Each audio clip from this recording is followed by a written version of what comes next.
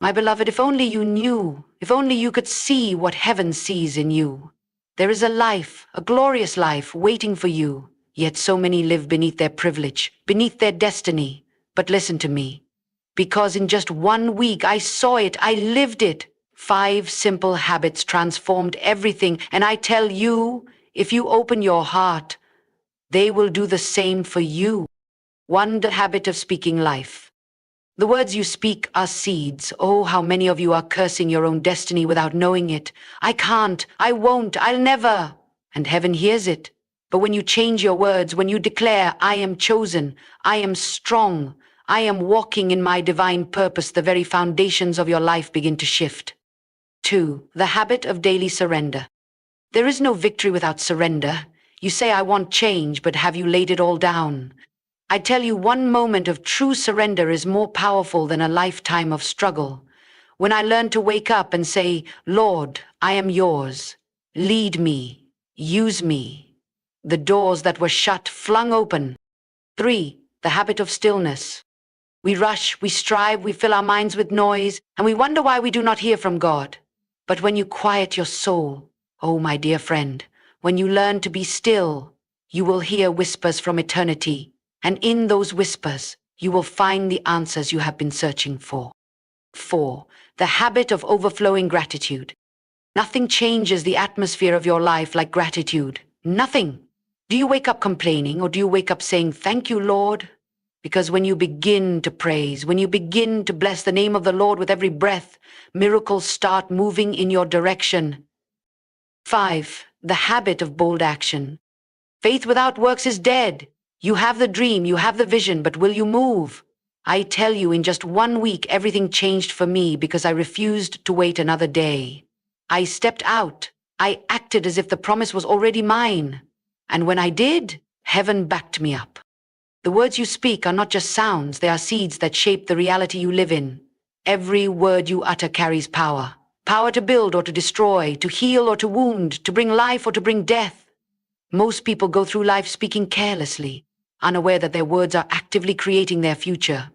They say, I'm so unlucky, I'll never be successful, nothing ever works out for me. And then they wonder why their lives remain stagnant, why they continue to struggle, why opportunities seem to slip through their fingers.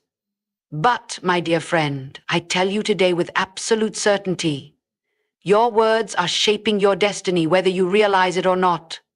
And until you change the way you speak, you will never see the transformation you desire. I had to learn this truth for myself. There was a time when I too spoke without thinking, allowing negativity to spill from my lips. And I didn't even realize it. I would say, I don't know if this will work. I hope things change, but I doubt it. I feel like I'll always struggle. And do you know what happened? That is exactly what I experienced. My life reflected the words I spoke. But oh, when the revelation came, when I realized that every word I spoke was a seed being planted into the soil of my future, I knew I had to change the way I talked. And when I did, my entire life shifted, quickly, powerfully, miraculously. My beloved, you must understand that words are spiritual. They do not disappear when they leave your mouth. They go forth and create. Every time you speak, you are either releasing faith or fear, blessings or curses, life or death. The Bible says, life and death are in the power of the tongue. This is not just a poetic phrase, it is a law as real as the law of gravity. If you speak life, you will see life. If you speak defeat, you will see defeat. I have watched people sabotage their own blessings simply by the words they allowed to come from their mouths. They say, I'll never get that job, and they don't. They say, I'll never find happiness, and they remain in sorrow. But the moment they change their words, everything begins to shift. You may ask, but how do I change my words when I don't feel it, when life is hard and I can't see a way out? Oh, my dear friend, that is precisely when you must speak life the most. You do not wait until you feel like speaking positive words. No, you declare them even in the darkness. You say, I am blessed even when you feel broken. You say, doors are opening for me even when every door seems shut. You say, I am walking in favor even when you feel rejected. And let me tell you, when you begin to speak like this, things will begin to change. It is not magic. It is a spiritual principle. What you declare with your mouth, you will see with your eyes. have seen this truth work in my own life and in the lives of countless others. I remember a woman who came to me, her heart heavy with despair. She had lost her job, her health was failing, and she had no hope left. And when she spoke, every word was filled with negativity. She said, "Nothing good ever happens for me. I will never get out of this situation. I feel like my life is over." I took her hands, looked her in the eyes, and said, "You must change the way you speak. You must begin to declare the opposite." At first she resisted. "But I don't feel it," she said, and I told her, "You do not need to feel it to speak it. Speak it until you see it." She decided to try. Every morning, instead of saying, "I feel hopeless," she declared, "My future is bright." Instead of saying, "I will never get a job," she said, "Doors are opening for me." Instead of saying, "I am always sick," she said, "Healing is flowing through my body." And my beloved, within a week, just 1 week, things began to shift. She received a call for a job interview. Her health improved. Peace replaced anxiety, all because she changed her words. So I ask you today, what are you speaking over your life? Are you planting seeds of faith or seeds of doubt? Are you declaring victory or welcoming defeat? My beloved, if you want to see change, you must start with your words.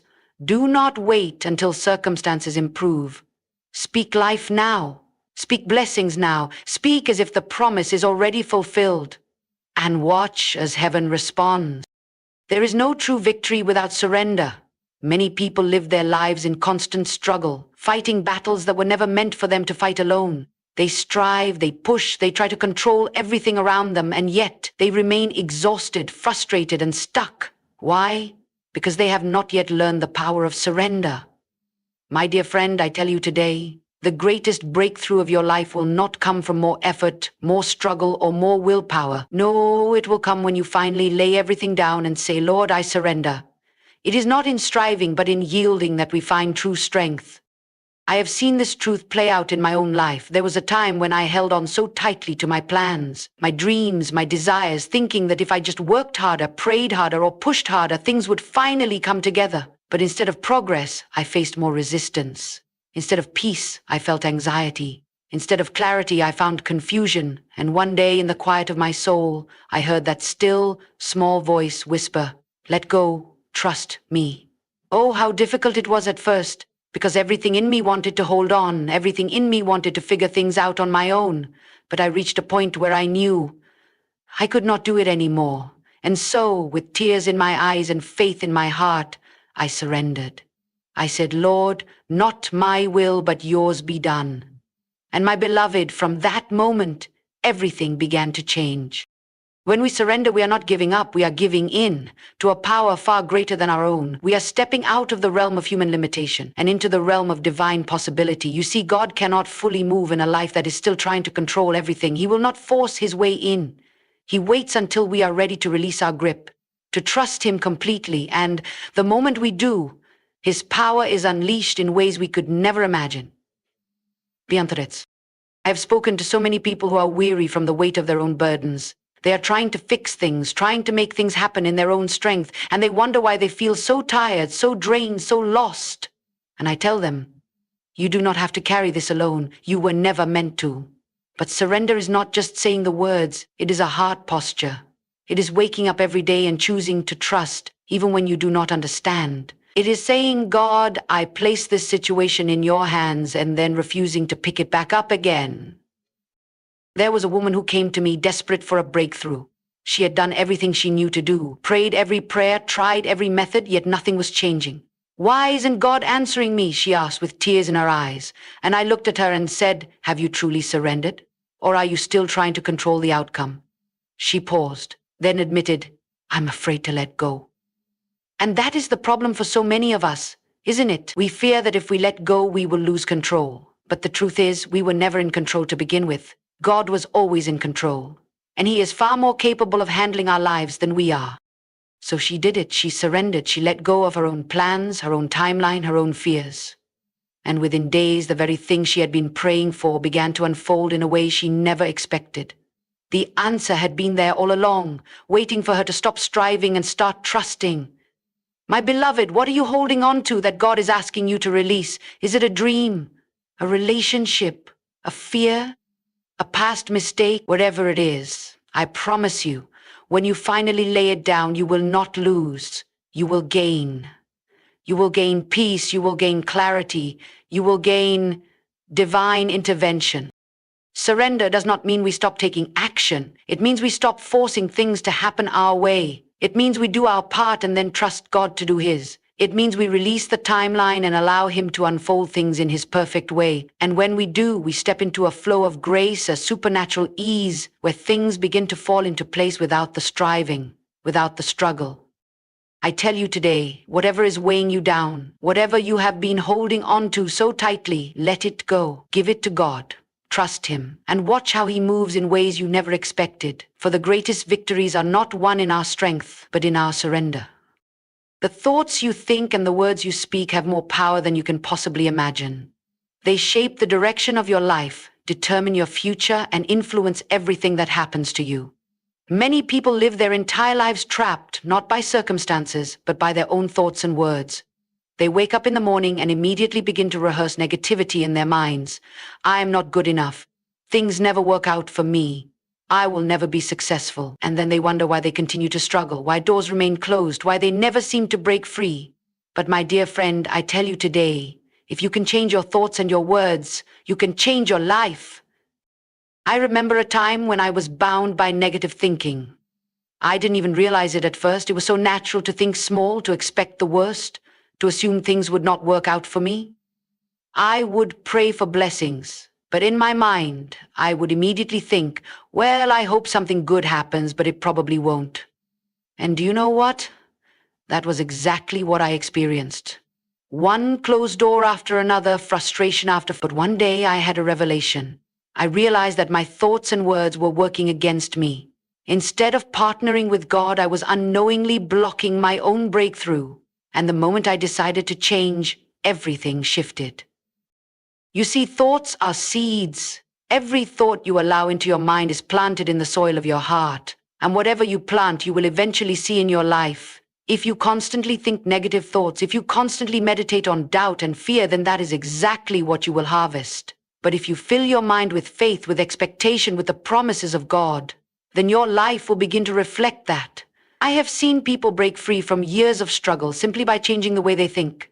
I have seen doors open, miracles unfold, and destinies shift because someone decided to align their thoughts with God's truth rather than their fears. The enemy knows this truth better than most people do. That is why he works so hard to fill your mind with lies. He whispers, "You're not worthy. You'll never make it. You're too broken, too late, too weak." And if you believe those lies, they will become your reality. But my beloved, today I tell you, you have the power to reject those thoughts. You do not have to accept everything that enters your mind. You can take authority over your thoughts. You can choose what stays and what goes. Just because a negative thought enters your mind does not mean you have to entertain it. You can replace it with truth. This is why it is so important to guard your words as well. Your words give life to your thoughts. Whatever you speak, you strengthen. If you speak fear, fear will grow. If you speak doubt, doubt will take root. But if you speak faith, faith will rise. When I learned to align my words with what I wanted to see in my life rather than what I feared, things began to say, "I am equipped for every good work." Instead of saying, "Nothing ever changes for me," I said, "Doors are opening in my favor." At first, it felt unnatural. My circumstances didn't immediately reflect the words I was speaking, but I kept declaring it anyway, and over time, I began to see what I spoke come to pass. I remember meeting a man who had struggled for years to get ahead.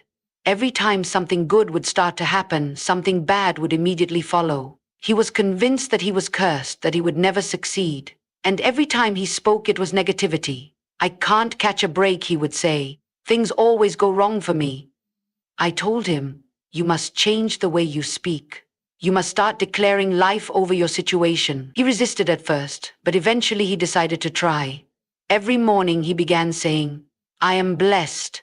Good things are coming my way. I walk in favor." And within weeks, things started changing. Opportunities came. The right people entered his life. The cycle of struggle was broken. Why? Because he changed his thoughts and words.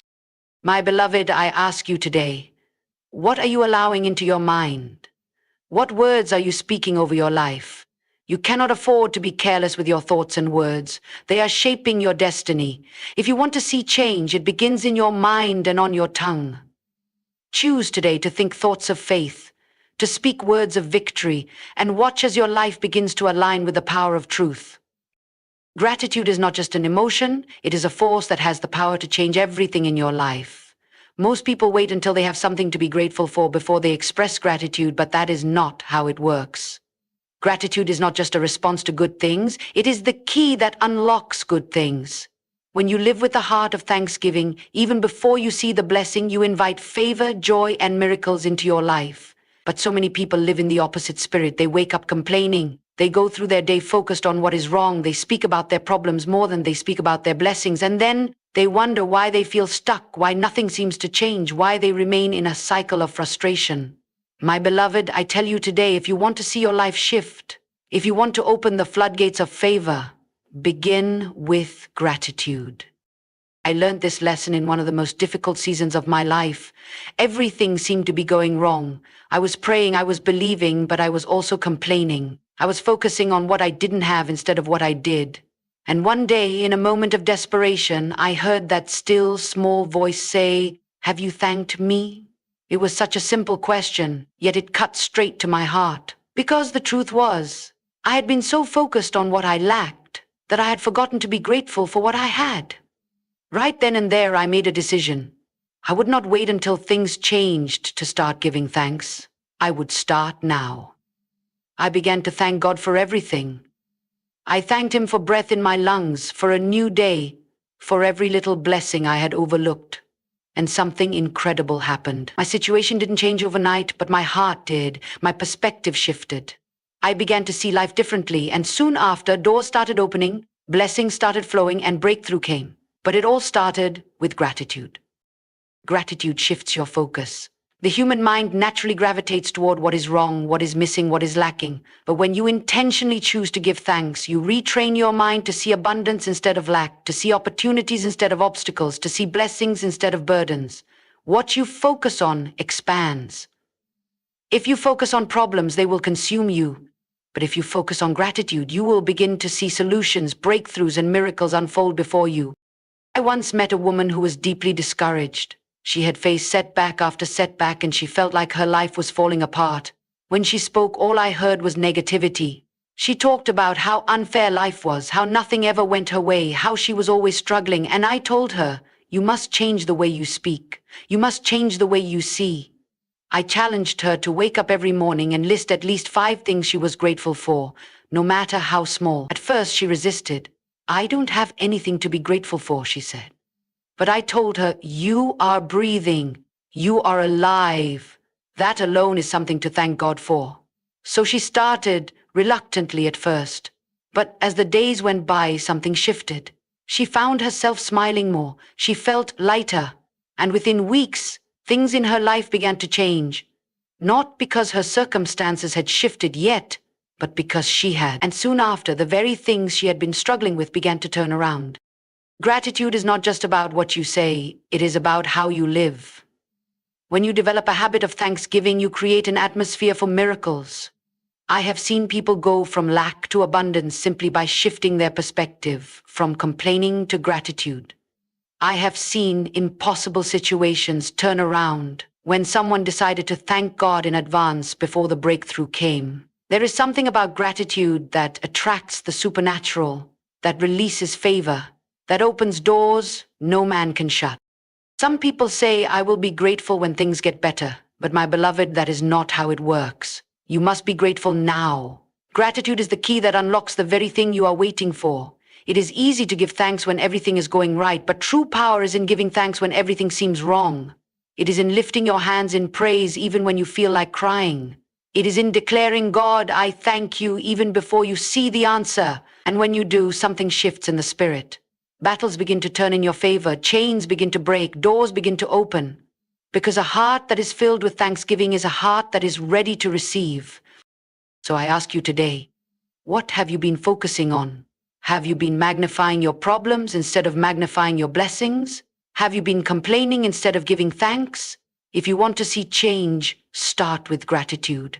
Wake up each morning and declare, I am blessed, I have more than enough, I walk in favor. Even if you don't feel it yet, speak it anyway. Give thanks for what you have and watch as more is added to you. Because the secret to a life of abundance is not in getting more, it is in appreciating what you already have. Gratitude is the key. Gratitude is the answer. Gratitude is the doorway to the miraculous.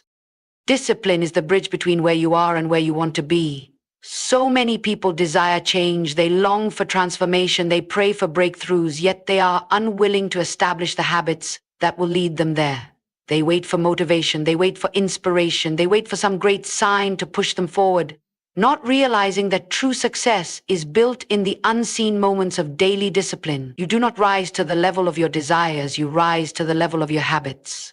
If you want to see lasting change in your life, you must be willing to commit to discipline, even when you do not feel like it, even when no one is watching, even when it seems like nothing is happening. Because what you do consistently, day in and day out, will determine the course of your destiny. There was a time in my life when I struggled with inconsistency. I would get excited about a new goal, a new dream, a new vision, and for a few days or weeks I would give it my all. But then when the excitement faded, when challenges arose, when results didn't come as quickly as I expected, I would slowly lose momentum. I would convince myself that maybe it wasn't meant to be, that maybe I should try something else. And so I remained stuck in a cycle, always starting but never finishing, always hoping but never seeing results, until one day I realized the truth. Motivation is fleeting, but discipline is what carries you through.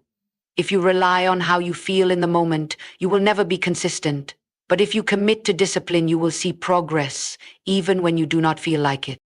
Discipline is not easy, but it is always worth it. It is waking up early when you would rather sleep in. It is showing up when no one else does. It is putting in the work even when there are no immediate rewards. It is choosing to do what is necessary over what is comfortable. And over time, those small daily actions compound into something extraordinary. Many people look at successful individuals and think they must have some special talent, some unique advantage. But more often than not, their success is not the result of one big moment. It is the result of years of small, disciplined actions that no one saw.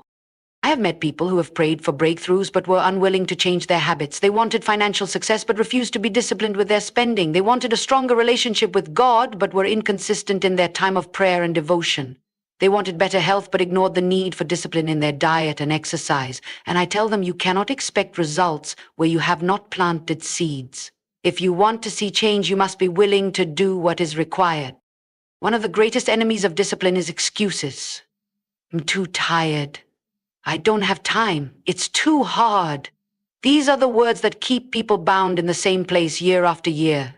But my beloved, let me tell you, there will always be a reason to delay, to procrastinate, to avoid taking action. But if you wait until conditions are perfect, you will never start. There will never be a perfect time. There will never be an easy path. You must choose to be disciplined despite the obstacles, despite the challenges, despite the setbacks. Because discipline is not about convenience. It is about commitment. I once spoke with a man who had a vision for his life, but he struggled with follow-through. He had dreams, he had ideas, but he lacked consistency. He would start strong, but then he would stop when things became difficult. He asked me, how do I stay disciplined? And I told him, you must decide that your vision is worth the sacrifice. You must anchor yourself in purpose rather than feelings. Because feelings change. Some days you will be excited, other days you will feel like giving up. But if you are rooted in purpose, if you understand why you are doing what you are doing, then you will remain disciplined even on the hard days.